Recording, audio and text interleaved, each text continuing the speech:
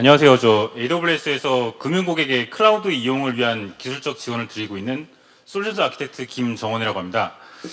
이게 갑자기 제가 방이 반으로 좀 더 늘어나가지고 약간 좀 떨리는 부분도 있기도 하고, 그리고 이제 마지막 세션으로 알고 있는데 조금만 더 파이팅 해주시고 집중해 주시면 감사하겠습니다. 이번 세션에서는 생성형 AI 서비스를 현업에서 활용하고자 하실 때 기존의 대규모 언어 모델 LLM을 단순하게 호출하여 답변을 반환받는 것 이외에 다양한 활용 방식을 안내드리고, 이를 통해 서비스 활용의 정확도와 효용성을 동시에 확보할 수 있는 방안에 대해 안내를 드리고자 합니다.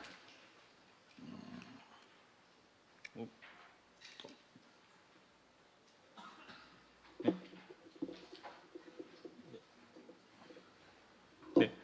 전체적으로 안내를 드릴 내용은 보시는 화면과 같이 총 3가지 파트입니다. 먼저 간단한 생성형 AI 시장의 트렌드와 어떠한 LLM을 활용하든 필연적으로 여러분의 데이터가 그 중심에 있어야 한다는 내용을 말씀드릴 예정이고요. 이어서 여러분의 데이터를 어떤 방식으로 LLM과 함께 활용할 수 있는지에 대한 방안을 안내 드리겠습니다. 그리고 마지막으로는 이러한 방안들을 지속적으로 보완하고 개선해 나갈 수 있는 절차에 대해 말씀드리겠습니다. 네, 그리고 가장 첫 번째로 생성형 AI에 대한 세간의 관심과 가능성이 얼마나 커지고 있는지부터 간략하게 짚고 넘어가겠습니다. 아마 여기 계신 많은 분들께서는 이미 생성형 AI 서비스를 실생활에서 유용하게 활용하고 계실 거라고 생각합니다. 저 역시 단순한 검색이나 문서 요약, 샘플 이미지를 생성하는 일상적인 업무 용도로 잘 쓰고 있는데요. 여러분들의 생활에 소소한 도움이 되고 있는 이 생성형 AI 시장이 사실은 엄청난 성장 가능성을 갖고 있습니다. 글로벌 컨설팅 기업 맥킨지에서 자체적으로 조사한 결과에 따르면 생성형 AI가 글로벌 경제에 기여할 수 있는 가치는 연간 2.6조 달러 이상, 최대 4.4조 달러로 추정이 된다고 합니다. 규모가 정말 상상 이상인데요. 이는 대규모로 사전학습된 모델, 클라우드 컴퓨팅, 오픈소스의 결합으로 인해 전 세계의 사용자들이 생성형 AI 서비스를 직간접적으로 이용할 수 있게 된 배경에 근거합니다. 한편 글로벌 시장조사기관 가트너에서는 전 세계 주요 기업에서 근무하는 1,400명 이상의 경영진을 대상으로 한 설문조사에서 대상의 45%가 생성형 AI 서비스를 시범 운영 중이라고 답했고, 10% 정도의 응답자들은 생성형 AI 서비스를 운영 단계에서 적용하기 시작했다고 답했습니다. 그리고 생성형 AI에 대한 투자를 하는 이유에 대해서는 응답자의 30%가 새로운 성장 전략을 언급했고, 비용 최적화와 고객 경험을 향상하고 유지하는 목적이 근소한 차이로 뒤를 이었습니다. 또한 가트너에서는 2026년까지 80% 이상의 엔터프라이즈 기업들이 생성형 AI API와 모델을 사용하거나 운영 환경에 생성형 AI가 탑재된 애플리케이션을 배포할 것으로 예측하고 있습니다. 사실 생성형 AI 자체가 화두가 되기 시작한 시기는 그리 멀지 않은 시점일 텐데, 세계적인 기업들이 왜 더 큰 관심을 갖고 지켜보고 있는 것일까요? 생성형 AI가 이전까지의 다른 IT 기술하고는 어떤 맥락에서 차이를 갖고 있는 것일까요? 지금 보시는 도표는 방금 말씀드린 가트너 설문조사의 통계 결과 중 업무 부서별 생성형 AI 도입 및 투자에 대한 비율을 보여주고 있습니다. 가장 높은 비율을 차지하는 부서는 소프트웨어 개발팀이지만 그 뒤를 이어 마케팅, 고객 서비스, 영업 부서 순으로 생성형 AI 서비스에 대한 투자가 이루어지고 있습니다. 요약하자면 고객과 직접적인 접점을 가진 부서에서 오히려 가장 주도적으로 생성형 AI 서비스를 도입하고 추진하려 한다는 얘기이고, 그 이유는 뒤이어 다시 설명드리겠지만 생성형 AI 기술이 제공하는 가치가 단순한 비용 절감과 운영의 효율성을 넘어서 비즈니스의 퀄리티 그 자체에 영향을 미칠 수 있기 때문입니다. 오늘날 고객들은 파괴적 혁신을 통해서 고객 경험을 개선하고 직원의 생산성을 높이고 새로운 컨텐츠를 제작하고 비즈니스 운영을 개선하는 등 다양한 목적으로 생성형 AI의 기능을 활용하는 방법을 모색하고 있습니다. 앞선 장표에서 생성형 AI 활용을 주도하고 있는 다양한 고객 관련 부서들과 엔지니어링 부서에서는 이러한 목적을 갖고 파일럿 서비스나 테스트를 진행하고 있습니다. 또한 이미 일부 전략적 고객들은 챗봇이나 가상 비서, 대화형 검색이나 코드 자동 생성 같은 구체적인 영역에서 다양한 POC를 진행하고 있습니다. 그리고 이러한 다양한 POC나 기술 검토 등을 진행했을 때 점차적으로 도달하게 되는 진실 하나가 있습니다. 바로 데이터가 진정한 차별화 요소라는 점인데요. 고객이 그들의 특정한 비즈니스 요건에 맞게 생성형 AI 애플리케이션을 제작하려고 할 때 그들의 조직 데이터는 핵심적인 차별화 요소가 됩니다. 모든 기업이 동일한 파운데이션 모델에 접근할 수는 있지만 실제 그들의 비즈니스 가치를 가진 생성형 AI 애플리케이션을 성공적으로 만들 수 있는 확률은 바로 자체 데이터를 사용하는 기업이 더 높다고 할 수 있습니다. 맥킨지가 작성한 2023년 기사에서도 이를 정확하게 지적하고 있는데요. 고객의 생성형 AI 애플리케이션의 성공을 보장하기 위해서 명확한 데이터 전략의 중요성과 필요성을 강조하고 있습니다.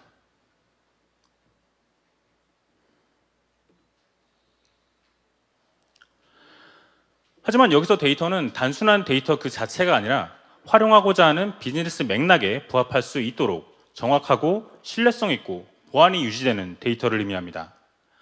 실제로 저희 AWS에서 글로벌 주요 기업의 최고 데이터 책임자 CDO 300여 명을 대상으로 설문조사를 수행했을 때 생성형 AI의 잠재력을 최대한 활용하기 위해 조직이 꼽은 가장 큰 장벽으로 데이터의 품질을 언급했습니다. 다음은 이러한 관점에서 생성형 AI를 활용한 애플리케이션의 예시와 그에 필요할 것으로 예상되는 주요 데이터를 짚어보겠습니다. 먼저 개인화된 여행 일정을 자동으로 생성해주는 애플리케이션을 기획하고 있는 온라인 여행사가 있다고 하면 그 기업의 데이터베이스에 있는 고객 프로필 정보 데이터를 사용하여 과거 여행이나 웹기록, 여행 선호도 등을 기반으로 맞춤형 추천을 제공할 수 있습니다.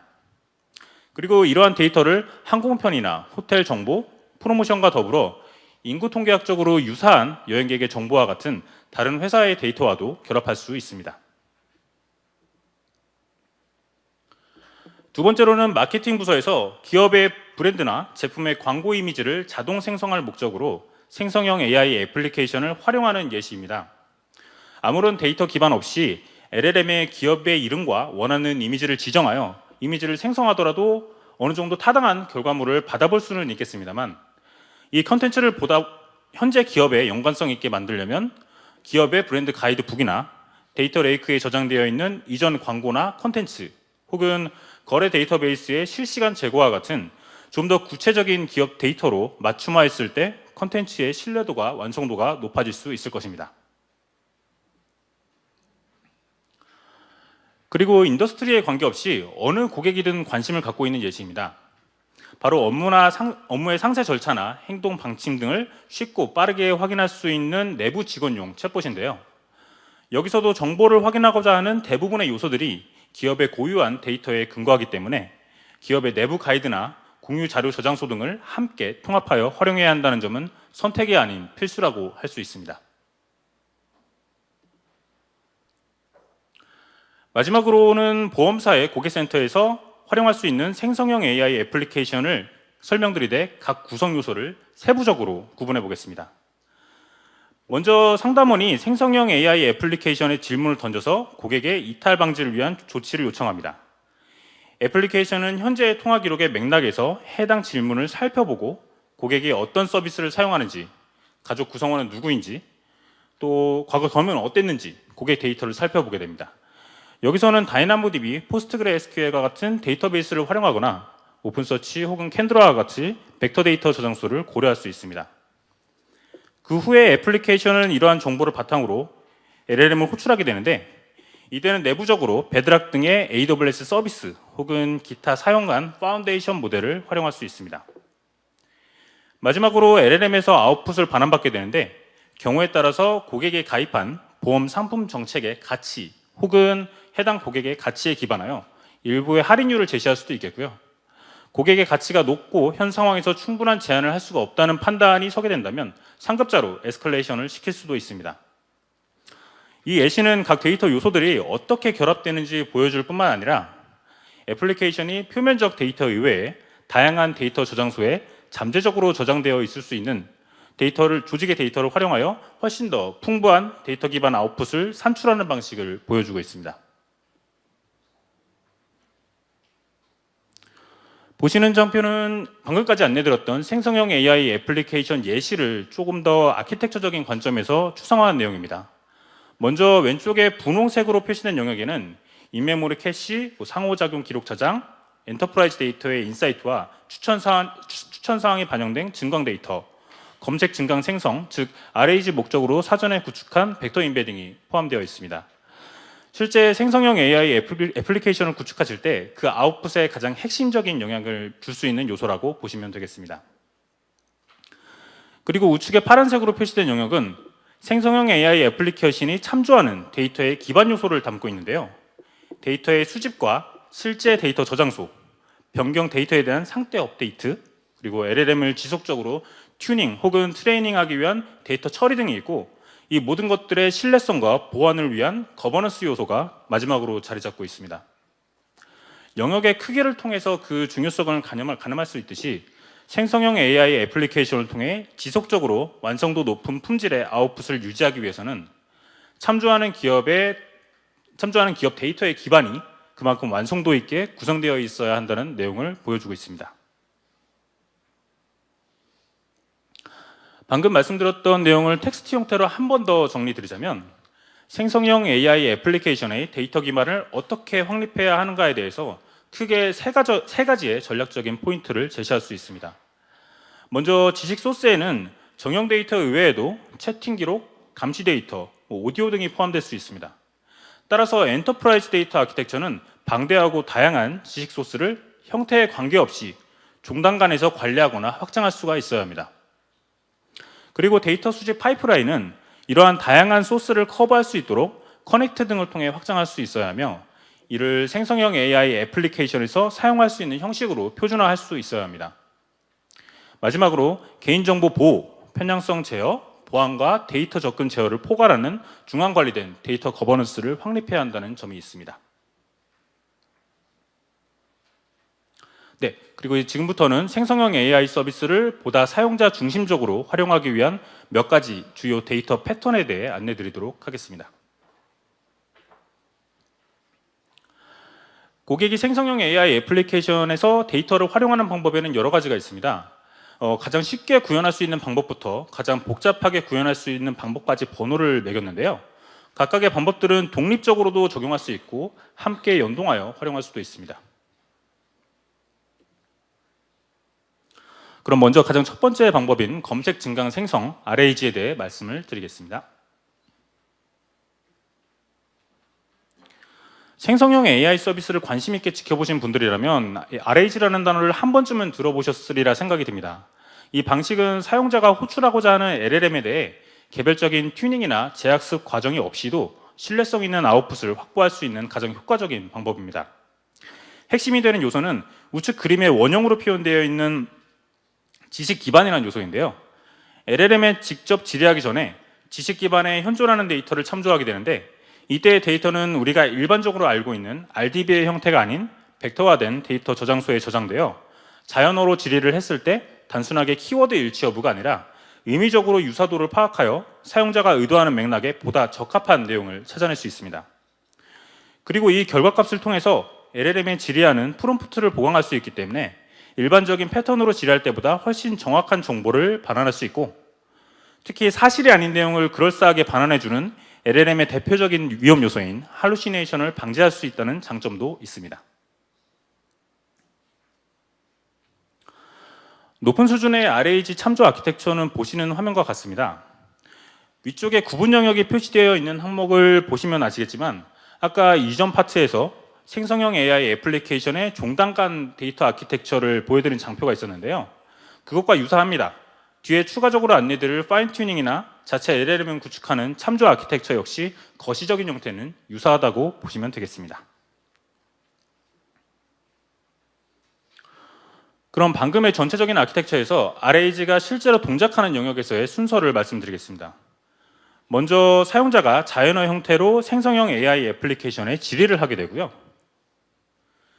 그리고 그 다음에는 애플리케이션이 대화의 상태와 위력을 확인할 수 있도록 관련한 프롬프트 템플릿을 로드하게 됩니다. 사용자의 질문은 얼마 전에 시작되었던 혹은 아직 끝나지 않은 대화의 일부일 수도 있거든요. 이 경우에는 사용자가 이전에 중단한 부분을 다시 시작할 수 있도록 대화 상태 및 기록 데이터 저장소가 필요하고, 애플리케이션은 해당 상태를 컨텍스트로 가져오게 됩니다. 이어서 애플리케이션은 일반적으로 일부 운영 데이터 저장소에서 프로필 또는 기타 상황 데이터를 지뢰하게 되고, 그런 다음 원래 질문을 토큰화하여 LLM에서 일련의 임베딩을 가져옵니다. 이러한 질문 임베딩으로 벡터 데이터 저장소에서 유사성 검색을 수행하고 가장 유사한 텍스트를 가져온 다음에 해당 데이터를 엔지니어링된 프롬프트로 합성하여 LLM을 호출합니다. 그런 과정에서 대화의 상태나 이력은 지속적으로 업데이트가 되면서 최종적으로 사용자에게 답변을 반환하게 됩니다. 구체적으로 단계를 나눠서 설명드리다 보니 다소 복잡해 보이는 측면이 있는데, 보시는 화면에 1번부터 4번까지 그리고 7번과 8번 항목은 일반적인 생성형 AI 애플리케이션 동작 과정에 속한다고 보시면 되겠고요. 5번과 6번 항목이 RAG 방식으로 애플리케이션을 구성했을 때 좀 더 추가되는 항목이라고 보시면 되겠습니다. 여기서 제가 벡터 임베딩이라는 용어를 사용했는데 잠깐 부연 설명을 드리도록 할게요. 생성형 AI의 맥락에서 의미를 표현하기 위해 벡터 요소를 사용하는 경우 우리는 통상적으로 이것을 임베딩이라고 부르게 되는데요. 여러분들의 다양한 형태의 현업 데이터가 생성형 AI가 참조할 수 있는 표준적인 형태로 변환된 모습이라고 보시면 되겠습니다. 그 과정에서 기존의 데이터들은 토큰화라는 프로세스를 통해 개별 의미를 지닌 요소로 분리가 되고요. 이어서 숫자화된 다차원의 벡터로 변환이 되는데, 아까 잠깐 언급드린 의미론적인 유사도 검색은 이러한 각 요소의 벡터 간 거리가 가까운 순으로 결과를 도출하게 됩니다. 그리고 지금 장표는 RAG 참조 아키텍처에서 사용자가 체감하지 못하는 데이터 기반 영역을 나타내고 있는데요. 크게 두 가지 기준에서 정의가 된다고 간략하게 이해하시면 될 것 같습니다. 먼저 데이터의 타입이 정형 데이터냐 비정형 데이터냐의 구분에 따라서 데이터 저장소가 관계형 혹은 비관계형 데이터베이스로 나뉠 수 있다는 부분이 있겠고, 그 다음으로는 데이터를 수집할 때의 패턴이 정기적인 스케줄에 따른 배치성이냐 실시간으로 들어오는 스트리밍 방식이냐에 따라 수집 솔루션이 달라질 수 있습니다. 이렇게 수집한 데이터 레이크의 데이터를 LLM이 참조할 수 있도록 벡터 저장소에 임베딩 시키게 되는데, 일반적으로는 배치 형태로 프로세스를 진행하게 됩니다. 그리고 지금부터 안내드리는 방식은 RAG 방식과 다르게 사용자가 직접 LLM을 개선시킬 수 있는 방식입니다. 그 첫 번째로 이미 존재하는 LLM의 별도의 데이터셋을 추가로 학습시키는 파인 튜닝 방식이 있습니다. 이러한 패턴은 아키텍처 측면에서 처음에 설명드렸던 RAG 방식과 크게 다르진 않습니다. 여전히 백엔드에서 데이터를 수집, 처리하고 또 저장해야 하면서 RAG 패턴과 동일한 도구를 사용할 수 있습니다. 하지만 여기서 다른 점은 데이터 레이크 혹은 데이터 웨어하우스의 데이터를 통해 LLM을 학습시키기 위한 추가적인 파이프라인이 필요하다는 점이고요. 그리고 또 하나의 차이점은 벡터 데이터 저장소가 따로 없다는 점이 있습니다.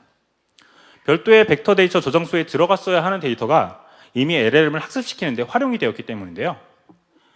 만약 사용자가 활용하고자 하는 생성형 AI 서비스의 사용 사례, 업무 영역 등이 명확한 경우에 퍼포먼스 차원에서 파인 튜닝 방식이 RAG보다 더 유리할 수 있는 경우도 있습니다. 크게 두 가지 이유가 있는데요. 하나는 좀 더 사용자의 데이터를 이해하고 있는 LLM을 활용할 수 있다는 점과, 다른 하나는 벡터 데이터 저장소에서 유사성 검색을 수행하는 과정 자체가 필요하지 않기 때문입니다. AWS에서는 생성형 AI와 관련된 통합적인 기능을 제공하는 아마존 베드락이라는 이름의 서비스가 있습니다. 주요 AI 기업들에서 생성한 파운데이션 모델을 폭넓게 지원함과 동시에 해당 모델들을 쉽게 사용자화할 수 있도록 단순화된 형태의 메뉴를 제공하고 있습니다. 또 화면에서 보시다시피 RAG 방식을 활용하기 위해 벡터 데이터 저장소를 개별적으로 세팅해야 하는 번거로움을 획기적으로 줄일 수 있는 기능도 제공하고 있습니다. 이 밖에도 현재 구성된 LLM 자체를 API 방식으로 바로 호출할 수 있는 엔드포인트도 제공하고, AWS를 통해 생성형 AI 애플리케이션을 만들어가고자 하실 때 가장 광범위한 기능을 제공하고 있는 서비스라고 보시면 될 것 같습니다. 그리고 파인 튜닝을 진행하실 때 대표적으로 고려해야 할 점은 크게 세 가지가 있는 것 같아요. 먼저 어떤 모델을 대상으로 학습을 시킬 것인지 선정하는 것과, 해당 작업을 진행하기 위한 충분한 양과 품질의 데이터가 준비되어 있어야 한다는 점, 그리고 학습을 진행할 때 학습률, 학습을 투입할 때의 데이터의 수를 의미하는 배치 사이즈, 그리고 전체 데이터 세트가 완전히 트레이닝한 작업 횟수인 에포크 등의 하이퍼 파라미터 요소들을 작업 특성과 인프라에 적합하도록 조정해야 한다는 점입니다. 공통적인 측면은 그렇습니다만, 만약 아마존 베드락을 통한 파인 튜닝을 수행하신다면 그 목적에 따라 방식을 두 가지로 다르게 가져갈 수 있습니다. 먼저 파인 튜닝 방식이 있는데, 이는 의미 그대로 특정 작업의 정확도를 높이기 위해 소수의 라벨링된 샘플 데이터를 사용하는 방식이고요. 그 다음으로는 기존 모델의 도메인 정확도를 유지하는 차원에서 라벨링되지 않은 대량의 데이터 세트를 이용하는 컨티뉴드 프리트레이닝 방식이 있습니다. LLM을 통해 확보하고자 하는 정확도와 기대값, 그리고 사전 데이터 세트를 준비하기 위한 리소스 등 사용자의 상황에 따라서 같은 파인 튜닝이라도 보다 유연한 옵션을 선택할 수 있습니다. 마지막으로 여러분들만의 고유한 LLM을 구축하는 옵션에 대해 말씀드리겠습니다. 흔한 케이스는 아닙니다만 여러분들의 사업 영역에서 활용하고 있는 데이터의 특성상 보안 규제가 매우 타이트하다든가 혹은 도메인 자체가 매우 독립적이고 심화된 결과값을 기대하고 있다면 자체적으로 모델을 만들어 보는 방안도 생각해 볼 수 있습니다. 지금 보시는 화면은 일반적인 형태의 기계학습 모델을 준비하고 배포하는 일련의 과정을 나타내고 있습니다. LLM 또한 결국은 하나의 기계학습 모델이기 때문에 이를 자체적으로 구축하기 위해서는 보시는 화면의 과정을 거쳐야 한다고 볼 수 있습니다. 차이가 있다면 모델의 완성도를 높이기 위해 막대한 양의 데이터 세트가 필요하다는 점일 텐데요. 일반적으로 LLM이라고 지칭하는 모델들은 최소 수천억 개 이상의 학습 데이터를 기반으로 하고 있고, 이를 경량화해서 별도로 구분하고 있는 SLLM, 스몰 LLM의 기준에서도 필요로 하는 최소한의 학습 데이터 수는 수십억 개는 되어야 한다고 합니다. 그리고 그 외에도 학습 과정을 구축하고 유지할 수 있는 막대한 양의 인프라 자원들 또한 준비가 되어 있어야 할 텐데요. 만약 이를 AWS에서 구현하고자 하신다면 많은 부분의 업무 부하를 경감할 수 있습니다. 화면에 상당히 많은 종류의 서비스가 명시되어 있는데, 데이터의 수집부터 저장, 쿼리, 분석, BI, 머신러닝, 생성형 AI 애플리케이션을 직접 구축하는 서비스까지 데이터 활용의 거의 모든 단계에 걸친 서비스를 제공하고 있기 때문입니다. 따라서 이를 취사 선택하여 활용하신다면 시간과 금전적인 비용, 인적 자원 측면에서 훨씬 효율적으로 여러분들만의 LLM을 구축하실 수가 있을 거라고 생각하고 있습니다. 지금까지 안내드렸던 여러 사용자 패턴을 요약 정리해 보겠습니다. 가장 상단에 프롬프트 엔지니어링이 언급되어 있습니다. 이는 LLM의 자연어로 지리를 할 때 지리 내에서 지침이나 예시 등 가이드라인을 함께 지정함으로써 결과값의 정확도를 더욱 높일 수 있는 방법입니다. 별도의 추가 자원이나 비용이 발생하지 않는다는 점에서 가장 쉽게 활용할 수 있는 LLM 활용 방식입니다만, 실제 사용자의 고유한 데이터를 참조하지는 않기 때문에 별도의 설명은 하지 않았습니다. 그 밑으로는 이미 안내를 드렸던 RAG와 파인튜닝, 자체 LLM 구축을 의미하는 풀 트레이닝이 언급되어 있는데요. 오른쪽에 화살표에 나와 있듯이 위로 갈수록 쉽고 저렴하고 빠르게 적용할 수 있는 옵션임을 나타내고 있습니다. 다만 실제 현업에서 만족스럽게 활용할 수 있는, 즉 일정 수준 이상의 신뢰성을 보장하기 위한 생성형 AI 애플리케이션을 구현하기 위해서는 비즈니스 요구 수준이나 학습 데이터의 현황, 내부 인적 자원 등의 여러 가지 요소를 고려해서 위에 나와 있는 LLM 활용 방식 중 2개 이상을 조합하여 적용하시는 것을 권고드리겠습니다. 그리고 이어서 기술적인 측면보다는 프로세스 차원에서 LLM을 지속적으로 개선시킬 수 있는 워크플로우에 대한 내용을 안내드리겠습니다. 이론적인 설명은 아니기 때문에 이전 파트와는 다르게 편한 마음으로 들어주셔도 될 것 같아요. 이를 위해서 한 가지 사용 사례를 예로 들어보겠습니다. 여러분들께서는 LLM을 활용하여 이메일을 자동으로 요약해주는 애플리케이션을 기획하고 있습니다. 장문의 이메일을 수신했을 때 이를 자동으로 요약해준과 동시에 내용과 관련한 문서들을 함께 안내해주는 기능을 구현하고 싶다고 가정을 해보겠습니다. 지금까지의 비즈니스 요구사항은 그러면 이렇게 다음과 같이 나오겠죠. 가장 최소한으로는 수신한 이메일의 요약 내용을 받고 싶다는 것과 그 외에 관련한 문서들을 보고 싶다는 내용이 적혀 있습니다.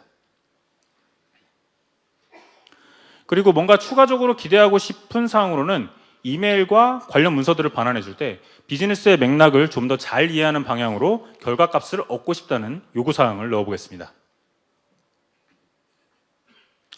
과정 안내에 앞서서 간단하게 용어 정리를 하고 넘어가도록 하겠습니다. 먼저 MLOps라는 용어를 한 번쯤은 들어보셨으리라 생각하는데요. 그리고 이전에 가장 먼저 나온 단어가 DevOps죠. 둘 다 뒤에 Ops라는 용어가 들어가게 되는데, 이는 그 대상이 애플리케이션이냐 기계학습 모델이냐의 차이일 뿐 공통적으로는 현업에서 발생하는 다양한 요구사항들을 신속하게 반영하여 기존의 모델을 지속적으로 개선한다는 의미를 갖고 있습니다. 그리고 그 개선의 대상을 애플리케이션이나 ML 모델이 아닌 생성형 AI 애플리케이션에 적용하는 LLM으로 지정을 했을 때 이를 지속적으로 관리 개선하는 방식을 LLMOps라고 명명할 수 있습니다.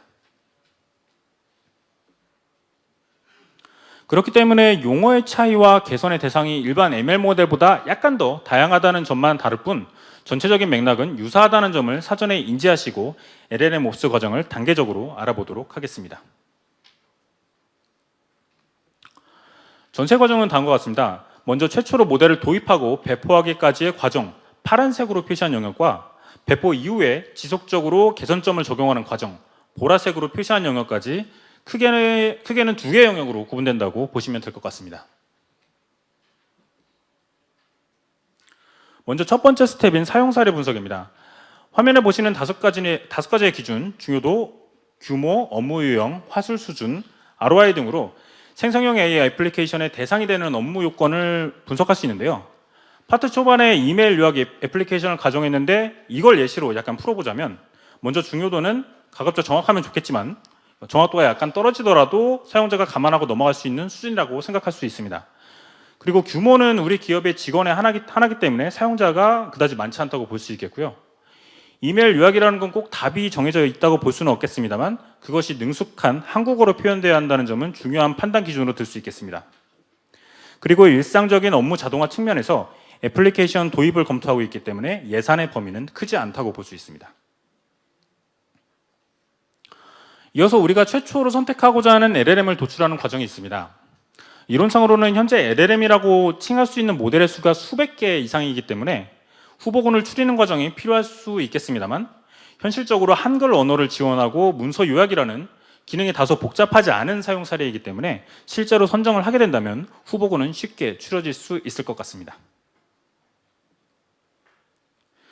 만약 원칙대로 다수의 LLM을 대상으로 적합한 후보군을 선정해야 한다고 하면 화면에 보이는 여러 가지 기준 요소들을 종합적으로 검토하되 사용 사례 분석에 따라 상대적으로 중요도가 높은 매트릭을 위주로 1차 평가를 진행할 수 있습니다. 아까의 예시를 계속 적용하자면 한국어가 잘 지원되는지 혹은 비용이 저렴한지 정도를 우선순위의 척도로 삼을 수 있겠습니다. 그리고 1차 평가의 결과에 따라 후보군을 선정하고 이들 LLM 간 실제 테스트를 통해 퍼포먼스를 평가해 봅니다. 모든 측면에서 완벽한 모델은 현실적으로 찾기가 어렵기 때문에 평가 요소 간 우선순위를 선정하여 상대적인 가정치를 부여하고 이를 점수화해서 최종 모델을 선정하게 됩니다. 여기서는 비용, 정확도, 속도 순으로 우선순위를 선정한 사례입니다. 이때의 성능 테스트 방식은 모델 그 자체를 평가하는 단계이기 때문에 프롬프트 엔지니어링을 통해 진행합니다. 위에 예시 화면과 같이 크게 이메일 원문, 질의하고 하는 요청, 결과값에 반영할 상세한 조건을 기입하여 기본적인 테스트 템플릿을 구성하고 이를 LLM에 질의하여 결과를 분석합니다. 만약 기술 숙련도가 좀 더 높은 상황이라면 질의하고 있는 LLM의 버전이나 하이퍼 파라미터 등을 좀 더 조정하여 테스트를 다양화할 수도 있습니다. 이런 과정을 거쳐 최초의 LLM을 선정하고 실제 애플리케이션을 배포하게 된다면 그 다음은 이를 지속적으로 개선하기 위한 과정이 이어집니다. 여기에는 모델의 산출물인 아티팩트에 대한 정확도나 사용자들의 피드백을 분석하거나 학습에 필요한 추가 데이터를 수집하고 기존 모델의 향상을 위한 방안을 검토하는 과정 등을 다 포괄한다고 보시면 될 것 같아요. 그리고 최초의 이메일 요약 애플리케이션을 구성했을 때 반영한 전체적인 AWS 아키텍처는 보시는 화면과 같습니다. 크게 세 영역으로 구분할 수 있을 텐데요. 지금 화면에 나와 있는 최초의 학습 데이터를 기반으로 LLM을 선정 및 구성한 부분이 있겠고, 그 다음은 우측 상단에 실제 이메일을 수신하였을 때 자동으로 LLM을 호출하는 부분. 마지막으로는 하단에 LLM 호출 이후에 결과값이 반환되는 과정과 그 결과물들이 저장되고 분석을 위해 데이터가 처리되는 과정을 보여주고 있습니다. 그리고 여기에서 만족하지 않고 RAG 방식을 통해 사용자의 비즈니스 맥락을 보다 잘 이해할 수 있도록 기존의 프로세스를 확장해 보겠습니다. 크게 두 가지로 표현이 되어 있는데요. 먼저 사용자의 질문의 의도를 잘 파악하여 보다 효과적인 프롬프트 엔지니어링을 수행할 수 있도록 리트리버를 선택하는 부분이 표현되어 있는데, 전통적으로 활용되었던 BM25나 버트 모듈 외에도 릴랭커 등을 조합해서 별도의 리트리버 파이프라인을 구성할 수도 있습니다. 또한 데이터를 임베딩 시킬 때 사용자가 실제 참조하고 받아볼 데이터의 형태가 무엇이냐에 따라 그 형태에 적합한 임베딩 모델을 선택하는 것이 중요하다고 보시면 되겠습니다. RAG의 핵심 요소인 벡터 데이터 저장소를 구성하고자 할 때 AWS에서 제공하는 옵션들은 여러 가지가 있습니다.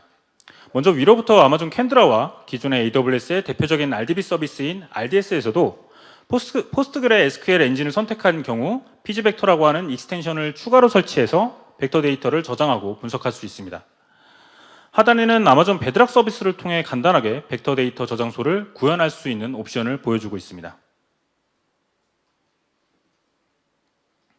이렇게 RAG 기법을 적용하여 모델을 배포했을 때 기존의 활동들에 더해서 체크해야 할 항목들은 RAG를 구성하는 두 축인 리트리버와 제너레이터를 평가하는 것과 더불어 품질을 향상시키기 위해 기존의 임베딩, 청킹 방식에 대한 대안을 검토하는 것을 포함합니다. 이때 아키텍처상에서 좌측 하단에 나와 있는 것과 같이 기업의 데이터가 S3에서 벡터 데이터 저장소, 여기서는 오픈 서치로 표현이 되어 있는데 이곳으로 임베딩이 된 이후에 앞서 설명드렸던 RAG 작동 방식에 따라 좀 더 사용자의 비즈니스 도메인을 더 잘 이해한 형태의 이메일 요약을 반환할 수 있는 형태로 애플리케이션의 구조가 개선된 점을 확인할 수 있습니다. 그리고 여기에 더해 파인 튜닝의 과정을 더 추가할 수 있습니다. 이론상 최초 모델을 배포하기 전에 사전에 모델 품질을 높이기 위한 목적으로 수행할 수도 있고, 배포 후에 아티팩트나 사용자의 평가를 기반으로 모델의 정확도를 더 향상시켜야겠다는 목적에서 수행할 수도 있습니다. 다음은 파인 튜닝을 수행하는 시점에 따라 학습 데이터의 종류가 달라질 수 있음을 보여주고 있는 예시입니다. 먼저 모델 배포 전에는 실제 모델의 평가 결과가 나오지 않은 상황에서 전반적인 완성도를 유지하기 위한 목적에서 도메인과 관련한 대량의 문서를 학습시킬 수 있습니다. 아까 베드락에서 지원하는 파인 튜닝 기능 중 컨티뉴드 프리트레이닝이 여기에 해당한다고 볼 수 있겠고요. 배포 후에 모델의 평가 수준이 나온 상황에서 그 퍼포먼스를 더 향상시키기 위해 나쁜 결과물과 레퍼런스로 삼을 수 있는 샘플 이메일 요약본을 각각 라벨링해서 학습시킬 수도 있습니다. 이렇게 파인 튜닝을 통해 모델을 개선한 후 지속할 수 있는 개선 작업은 이전의 활동들에 더해서 방금 말씀드린 지시 기반의 파인 튜닝을 지속할 수 있도록 추가적인 학습 데이터를 확보해 나가는 과정 정도가 있다고 말씀을 드리겠습니다. 마지막으로 파인 튜닝 요소까지 적용이 된 최종 아키텍처를 보시겠습니다. 좌측의 S3 스토리지 안에는 이메일의 좋은 요약과 그렇지 않은 요약 데이터가 각각 저장이 되어서 이를 기반으로 베드락의 파인 튜닝 기능을 활용하거나 혹은 AWS의 대표적인 ML 서비스인 세이지메이커에서 개별적으로 튜닝 작업을 수행할 수도 있습니다. 여기까지 여러분들께서 LLM을 최초로 선택하고 이를 애플리케이션에서 활용하시면서 반복적인 방식으로 품질을 유지하거나 개선할 수 있는 일반적인 예시에 대해 알아보았습니다. 지금까지 설명드렸던 각각의 세부 주제들은 사실 그 자체로 1시간 이상의 분량을 할당할 수 있을 만큼 내용이 방대한 것이 사실입니다. 제한된 시간 안에서 이제 최대한 많은 것들을 요약해서 전달해 드리려고 하다 보니까 부득이 개괄적인 내용 위주로 말씀을 드렸는데요. 그럼에도 불구하고 다음에 키 메시지 3가지는 확실하게 기억하고 가셨으면 좋겠습니다. 먼저 생성형 AI 서비스가 제공하는 무궁무진한 가능성 덕분에 그에 대한 관심과 기대치는 점점 높아지고 있는데요. 하지만 여러분들의 현업 수준에서 이를 활용하는 애플리케이션을 개발하고 운영하실 때 가장 중요한 기본 요건은 정확성과 신뢰성이 보장이 되어야 한다는 겁니다. 그렇기 때문에 생성형 AI 서비스의 비즈니스 가치를 극대화하기 위해서는 여러분들의 잘 갖춰진 현업 데이터가 선택이 아닌 필수 조건이라는 점을 먼저 말씀드리겠습니다. 그리고 그렇게 갖춰진 현업 데이터를 LLM과 조화시킬 수 있는 몇 가지 옵션에 대해 말씀을 드렸는데요. 안내를 드리면서 자체적인 LLM을 구성하는 옵션까지 얘기는 드렸는데 현실적인 방안은 좀 아닌 것 같고요. 최대로 사용자가 할 수 있는 방안을 RAG나 파인 튜닝 수준에서 고민을 해보시고 여러분들의 애플리케이션의 사용 사례에 걸맞은 방식을 하나씩 찾아가시는 방법을 추천드리겠습니다.